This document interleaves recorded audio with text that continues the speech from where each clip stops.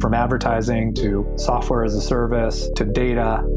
Across all of our programs and clients, we've seen a 55 to 65% open rate. Getting brands authentically integrated into content performs better than TV advertising. Typical lifespan of an article is about 24 to 36 hours. If we're reaching out to the right person with the right message and a clear call to action, then it's just a matter of timing. Welcome to the MarTech Podcast, and I Hear Everything production. In this podcast, you'll hear the stories of world-class marketers that use technology to drive business results and achieve career success. We'll unearth the real-world experiences of some of the brightest minds in the marketing and technology space so you can learn the tools, tips, and tricks they've learned along the way. Now here's the host of the MarTech Podcast, Benjamin Shapiro. Welcome to the MarTech Podcast. I'm your host, Benjamin Shapiro, and today we're going to discuss the importance of first-party data.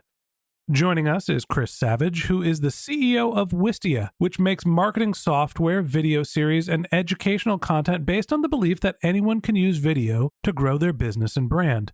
And in addition to providing us with our guest today, Wistia is also a sponsor of the MarTech Podcast. And today, Chris and I are going to discuss why marketers need to lean into first-party data. All right, here's the first part of my conversation with Chris Savage, the CEO of Wistia. Chris, welcome back to the MarTech Podcast. Hey, thanks for having me back. Excited to have you back on the show. I will start off again, like I always do, by saying thank you. You and Wistia are a kind sponsor of the MarTech Podcast. Thank you for all of your support, and excited to chat with you today a little bit about what's happening sort of broadly in marketing. We are seeing changes in access to third-party data, cookie deprecation, and the world is saying, go get more first-party data. First off, talk to me about what that is, what it means, and why we should be doing it. Yeah, I think we're seeing a few major changes. Google has plans to phase out third-party cookies in Chrome in 2024. The Apple changes have restricted the data that Facebook was able to get at other platforms in terms of the intelligence to try to help you target ads to get to your customer. And then I think the other big thing happening right now, which would be kind of crazy to ignore, is like Twitter just got bought by an individual person.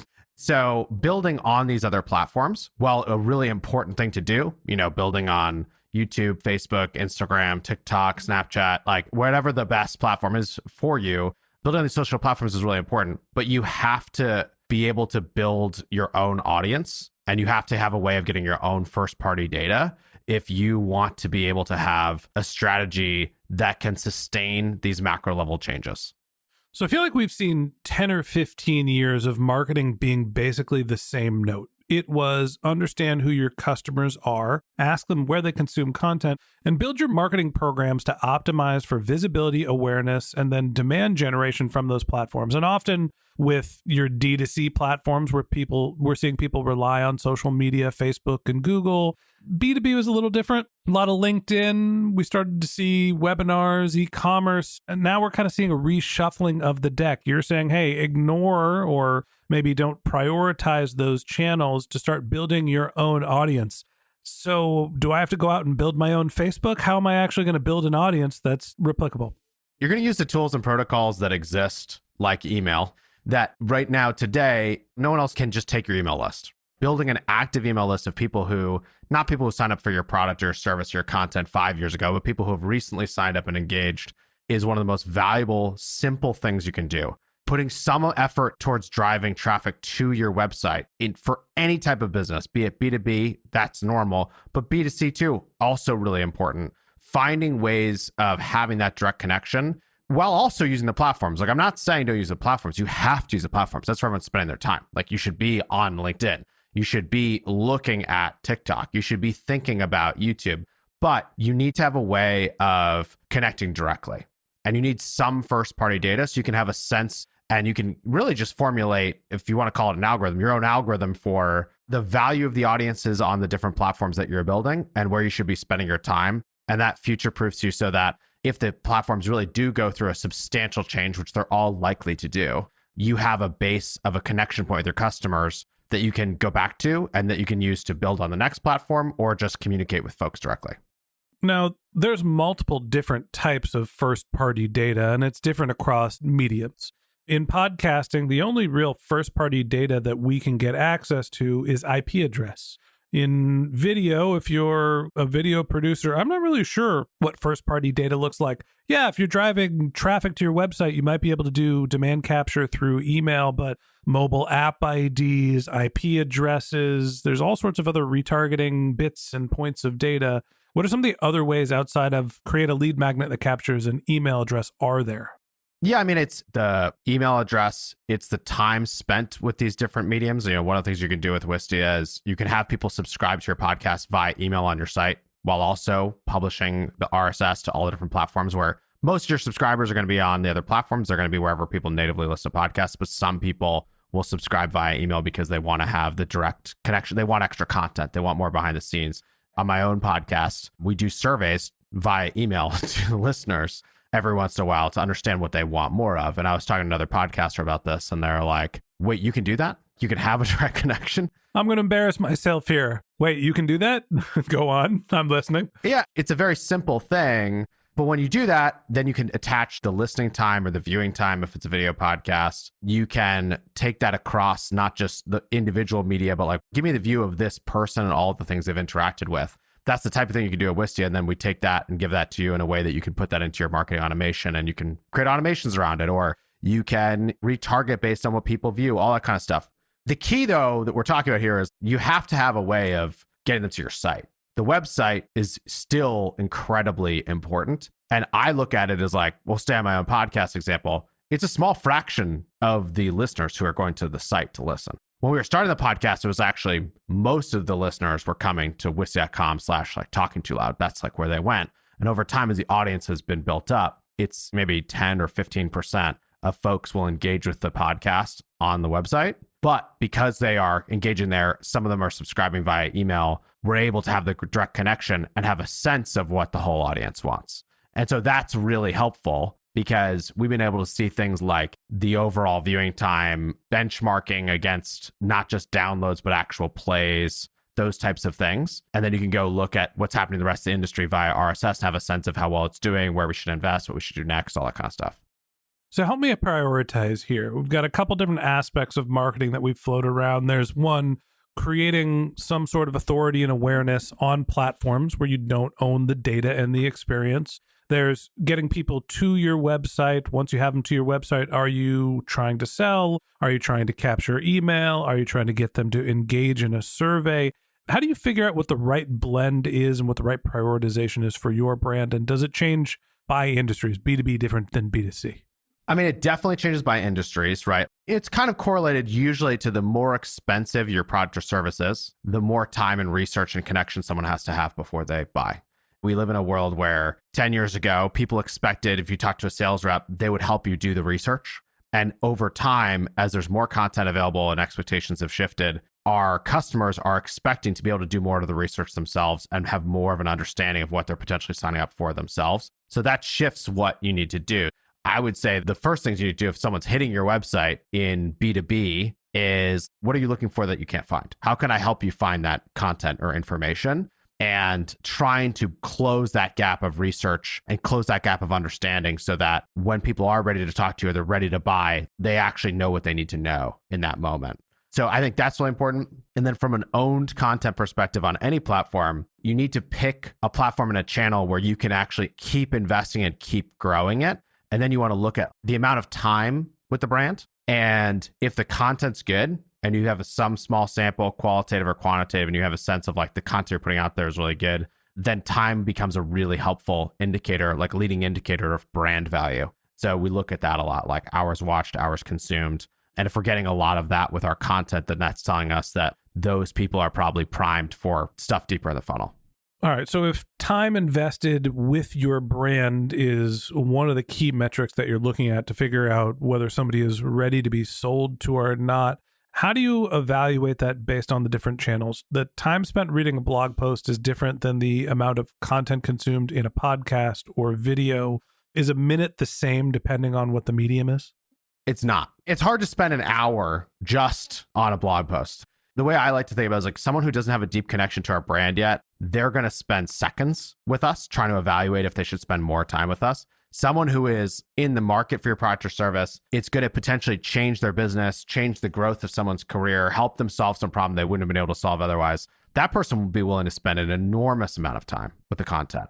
So if you have a podcast that is an hour long and people are spending 2 minutes with it, probably it's not working. If it's an hour long, people are spending 40 minutes with it, you're probably onto something in terms of having the right value for folks. But I do think it's very different by medium. We've seen in our data that one of the things that happened with COVID that has not changed since pre-2020 is the amount of consumption of long form video has gone up dramatically. Tell me more about that. I'm actually a little surprised. I think that I look at my YouTube consumption. That's the primary video consumption channel for me. But I've started leaning towards shorter form. Like if it's not a 5-minute video or less, I'm out. I don't have time for that. So it's bifurcating. Basically what's happening is like you have YouTube Shorts and Reels and TikTok where we are swiping second by second if we're not engaged.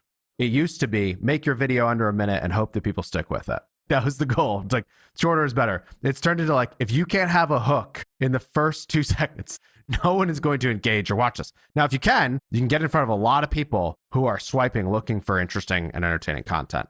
But if you find a topic, if you find a brand, if you find something that someone's really interested in, they are willing to go much deeper than they were before. In our B2B world, it's a lot of webinars. It's a lot of podcasts. It's a lot of just long form, in-depth stuff that folks like, you're not going to get the same number of views on a short, of course, many fewer views, but the time spent can be enormous. I think about it a lot as like, what is it doing for the viewer? And if you can really change someone's career, if you can make their business, if you're actually making their business more successful, if you're de-risking dramatically an expensive purchase for them, then it's totally worth their time to engage with that long form content. We live in an internet culture now. So any niche you care about, we all have an expectation like you can go to YouTube and I can look up, how do I build a outdoor wooden sauna? And there will be tons of content instantly about how to do that on any topic, right? And then whatever the first thing is probably pretty compelling. And it's probably not a minute. It's probably long form. But if I'm seriously considering doing that, then I will watch the content and try to educate myself. And so it's almost like when everyone went home, they started looking and realizing, wow, there's content for me everywhere. So I think it's also an opportunity for your brand. If you don't have that long form content, if you're not letting people go deep, you're probably missing an opportunity for the person who is like a super fan or that your product can really solve a problem for them. All right, last question I have for you today. As we start to think about the need for collecting first-party data, yes, we all want first-party data. We all want as many listeners, eyeballs, ear holes, whatever medium we're going to go to start driving people to our site, to capture emails, to be able to have that connection and market to them. How tightly do you think the content you're producing has to be to your brand? Wistia is about video, right? Can you just start creating general marketing content, general business content, videos about building saunas, like whatever gets people to your website? I think about it as you need to define what your mission is as a business. Hopefully you've figured that out. You know, ours help every business thrive with video. And then within that, there's a bunch of stuff our product can help people with. And there's a bunch of stuff our product will never help people with. There's a long tail of things. That long tail is probably really good for content. So we want to mine that long tail and look for opportunities within it. How to build a sauna, not going to be great. That might scratch my own itch because I was literally just thinking about it today. But I don't think that's going to be the thing. But if it was someone's building a sauna and we're showing an example of how to make a compelling educational long form video with that as the example, then it might be perfect. So I think it's the angle you come to it from, and also like the brand voice that you have and the authority. And the more successful you are with your content, the more you earn the right to go broader. But going broad to start usually doesn't work because you can't break through. Every company needs to be a media business. We all need to lean into first-party data, understand who your customers are, and build content for them. We've all heard these monikers over and over in the last year, 2 years. There is a tidal wave. There is a change in the landscape. There is a seismic shift happening in marketing, and it has to do with our access and ability to use data. And the real way to get around the changes in what's happening on the performance marketing side is to start investing more in creating your own content, building your own traffic source, and being able to convert it. That's really the secret for marketing, probably for this upcoming year. And that wraps up this episode of the MarTech Podcast. Thanks for listening to my conversation with Chris Savage, the CEO of Wistia. Join us again tomorrow when Chris and I continue our conversation talking about how to create dynamic live videos. If you can't wait until our next episode and you'd like to learn more about Chris, you can find a link to his LinkedIn profile in our show notes. You can contact him on Twitter where his handle is csavage, that's CSAVAGE, or you can visit his company's website, which is wistia.com, WISTIA.com. Just one more link in our show notes I'd like to tell you about. If you didn't have a chance to take notes while you were listening to this podcast, head over to martechpod.com where we have summaries of all of our episodes and contact information for our guests. You can also subscribe to our weekly newsletter, and you could even send us your topic suggestions or your marketing questions, which we'll answer live on our show. Of course, you can always reach out on social media. Our handle is martechpod, MARTECHPOD, on LinkedIn, Twitter, Instagram, and Facebook, or you can contact me directly. My handle is Ben J. Shap, BENJSHAP. And if you haven't subscribed yet and you want a daily stream of marketing and technology knowledge in your podcast feed, we're going to publish an episode every day this year. So hit the subscribe button in your podcast app and we'll be back in your feed tomorrow morning. All right, that's it for today. But until next time, my advice is to just focus on keeping your customers happy.